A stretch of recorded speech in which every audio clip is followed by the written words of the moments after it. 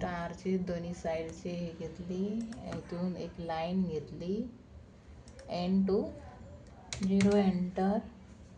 ठीक आहे. मग या 3 कर्व पकडल्या, त्याला सरफेसमध्ये जाऊन कर्व नेटवर्क ओके, सरफेस आला,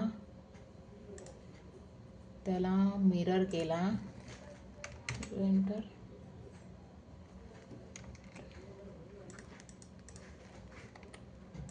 सरफेसला मिरर, एंटर. आता दोन्ही सरफेसला ॲरे मारला 5चा, 0 एंटर 5 एंटर एंटर एंटर. ठीक आहे. नंतर कर्व पकडले, कर्वला पॉईंट घेतले, 4 व्ह्यू केला आणि वायर फ्रेम करून